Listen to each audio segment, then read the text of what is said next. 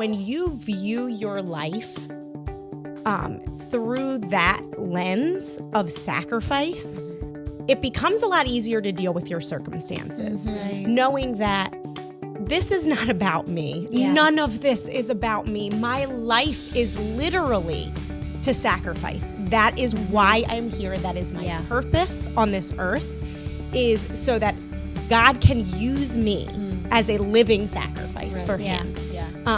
And that then just trickles down to the rest. Really, truly, it comes down to, what is a sacrifice? Well, it's dying to yourself, and Jesus died to Himself. And also that God knew, even when Jesus said, Father, if you're willing, remove this cup from me. But God knew his heart, that he was willing, that he wanted to come. He said it. He said, send me, I'll go. Yeah. And so when we think about sacrifices as women, as moms, as sisters, as daughters, dying to ourselves daily.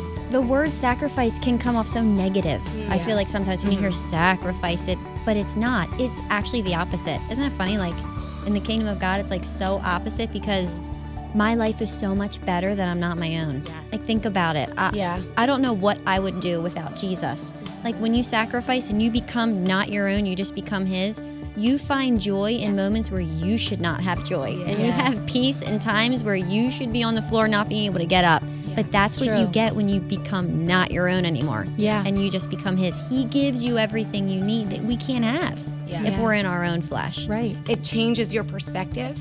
When you're willing to sacrifice, it changes it from being, those daily things, from being a burden to really being a blessing. And not that I do that all the time, but it's a good reminder to allow him to fill you with his fire so that you can really get what you need.